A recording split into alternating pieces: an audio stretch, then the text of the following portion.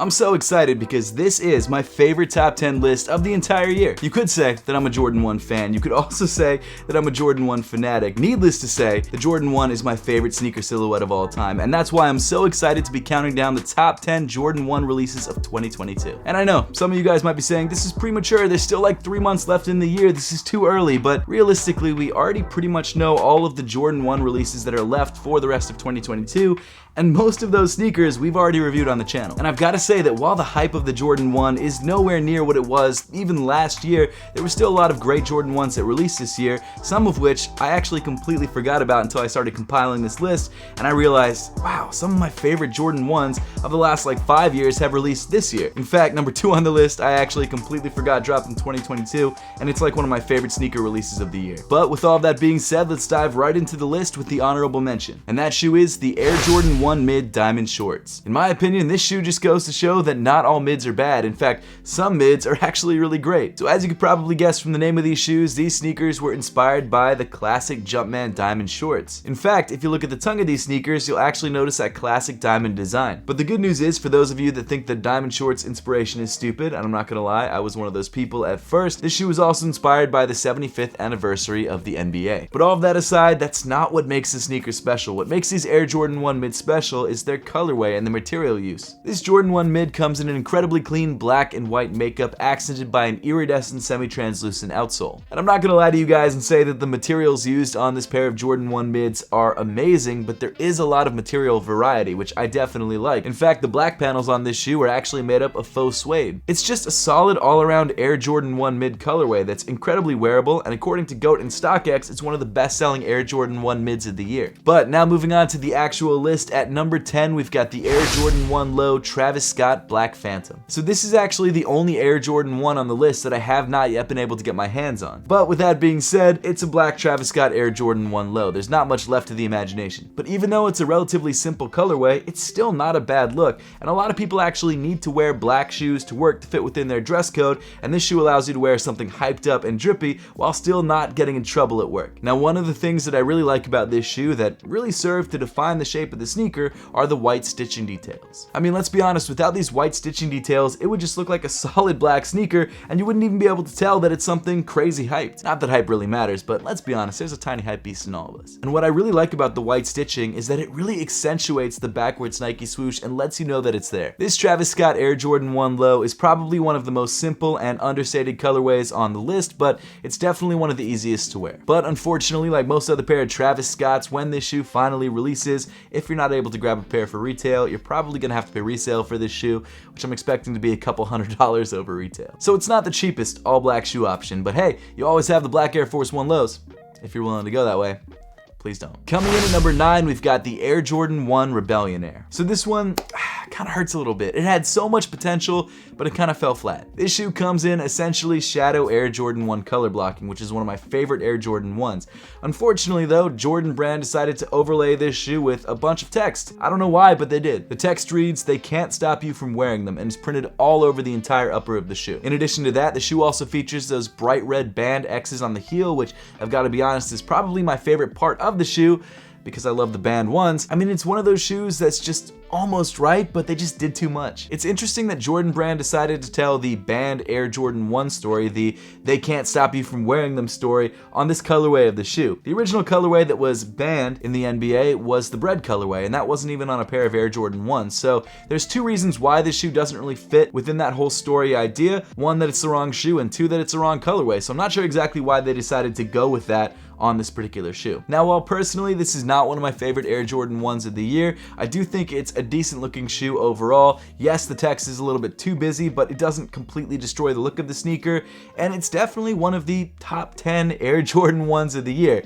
I'd say around number 9. Next up at number 8 is the Air Jordan 1 Heritage. So as a lot of you may have noticed, the color blocking of this shoe definitely resembles the color blocking used on a very popular Travis Scott Fragment Air Jordan 1 collaboration. However, that is not the the original inspiration behind this shoe. The actual inspiration behind this shoe is an unreleased sample from the 80s, and while yes, that sample did come in a blue and white look, this is the same color blocking as that sample except in red and white, which I actually prefer. Personally, I feel like this shoe is a little bit underrated. It didn't really get the love that I think it deserved. It's a very clean and very solid colorway, and while no, it's not an OG Air Jordan 1 colorway, and it's not one of those popular run out to the store and grab them sort of colorways, it's definitely a clean look, and you still get that bright red on an Air Jordan 1, which is kind of the main color that you want on a pair of Air Jordan 1s. And right now, in September of 2022, you can actually grab this shoe on the resale market for below retail, which is an insane deal in my opinion. The materials are decent, the color blocking is decent, the price is awesome, and you get white, black, and red on an Air Jordan 1.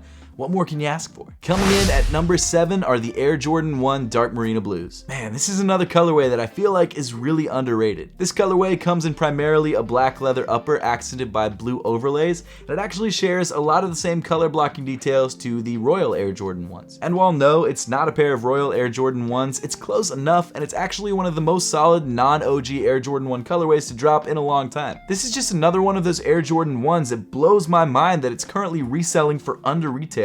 It's such a solid colorway, it's such a clean looking shoe, it's so easy to wear, and yet you can grab it for basically $10 under what it sold for at Foot Locker. Sure, would I have preferred them re-release a pair of Royal Air Jordan 1s? Yes, they haven't released that shoe since 2017. It would be great to have that sneaker back. But hey, we still got a pretty decent alternative, and you can grab it at a great price. Actually, if you do want to grab any of the shoes on this list, I've made sure to leave affiliate links to each one of these shoes in the description below. Following that up at number 6, we've got the Air Jordan 1 Low Powder Blue. So this is a shoe of many names. It's called the Air Jordan 1 Low Powder Blues. It's also called the Jordan 1 Low UNCs, but at the end of the day, it is really just a black, white, and blue Air Jordan 1 Low. And in my opinion, it's probably the best Air Jordan 1 Lows to drop all year. That doesn't mean that there's not more Air Jordan 1 Lows higher on the list, it just means that it's my personal favorite. This colorway isn't pretending to be anything it's not. It's a very simple, a very clean, light blue colorway that works in the summer, in the fall, and in the winter. You can wear it pretty much all year round. And plus, the materials used on this shoe are also not that bad. Sure, it's not an OG Air Jordan 1 colorway, but at the end of the day, it's very clean, it's very wearable,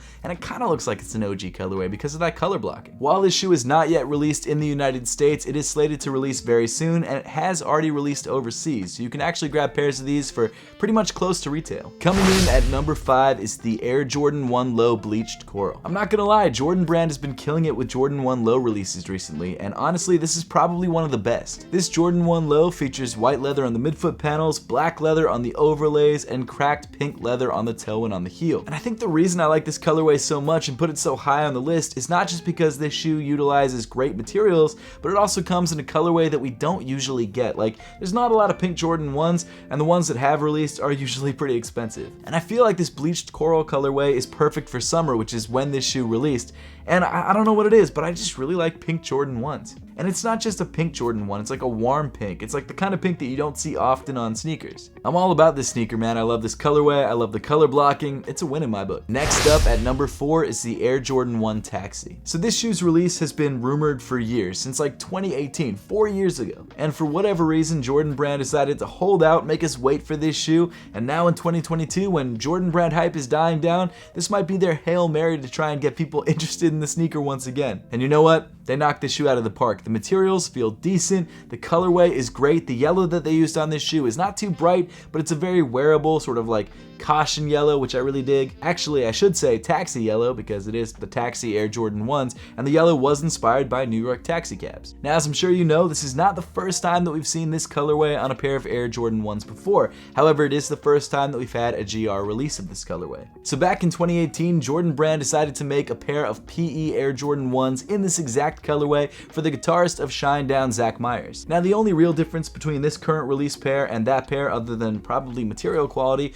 is that shoe also featured the Shinedown exclamation point on the heel. So even though Jordan Brand is going with the story that this shoe is inspired by New York taxi cabs, it is cool to know that there's a little bit more to the story and that this shoe was originally a PE. And again, crazily enough, the resale price of this shoe is not that crazy. This is a colorway that I thought would go absolutely insane, and this shoe hasn't even released yet, and I was able to grab my pair for $200, which is like $30 over retail. I think if this colorway had released like 2 years ago, this shoe would have resold for like $600.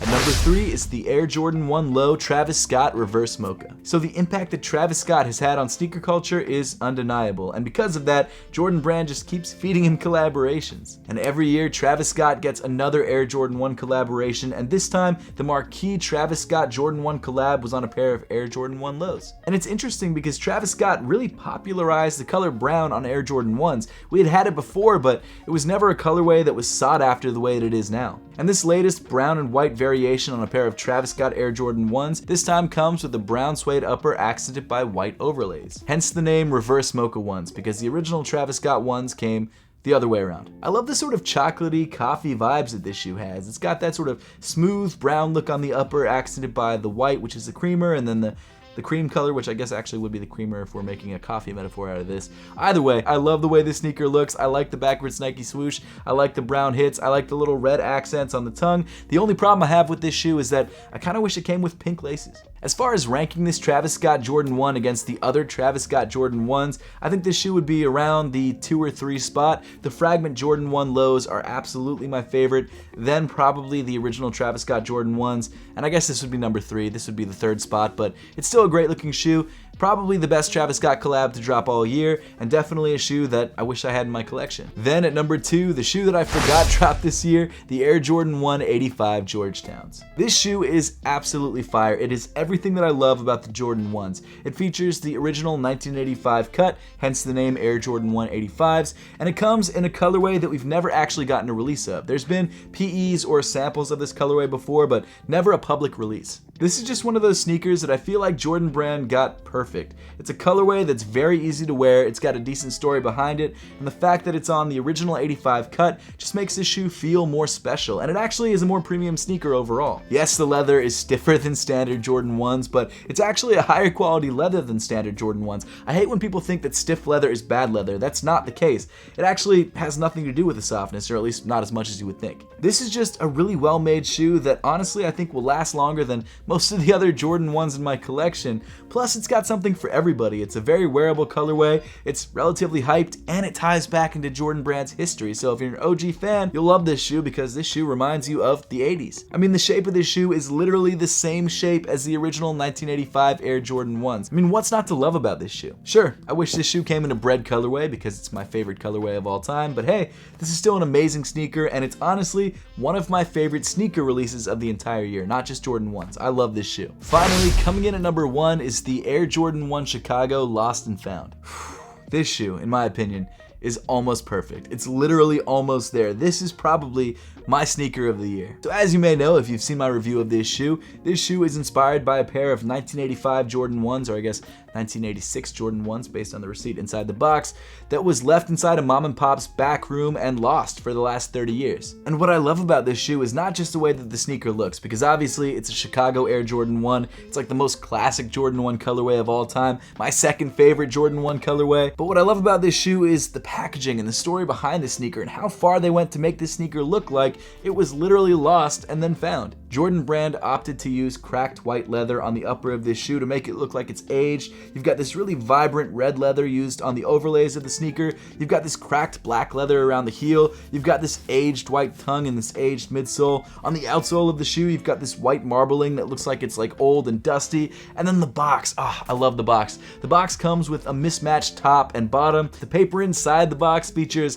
what seem to be sale images of the sneaker. You've got this faux receipt that's like got all these little callbacks to original designers of the sneaker. It's an insane collection of things all put into one package that just makes this shoe honestly my favorite sneaker release of the year. And again, it's a pair of Chicago Jordan 1s. You can't go wrong with this shoe. This is the most iconic pair of Jordans of all time, at least in my opinion. And when you pair that all with the packaging that goes with this sneaker, it really creates one of the best Jordan Brand sneaker releases in a very long time. And while yes, I would have preferred this shoe to come in the 1985 cut, it still comes in a cut that I guess is closer to the 1985 cut than the newer Jordan 1 releases. It features a lot of details that aren't usually on Jordan 1s, like the sort of bubbled out Jordan 1 wings logo. It's a great all-around shoe. I have nothing bad to say about this sneaker. Jordan Brand knocked it out of the park. This is my favorite release of the year. And while there are rumors that this shoe won't be that limited, I kind of doubt that, and I think this will be one of not only the most coveted releases of the year, but probably one of the most difficult releases to grab. But that pretty much wraps up the entire list for today. Now, I would love to know your thoughts on this list, which shoes you liked, which shoes you didn't, and which shoes you felt like I left off the list. So make sure to let me know your thoughts in the comment section down below. And as always, thank you so much for watching. Make sure to subscribe if you haven't yet, and I'll see you all in the next one.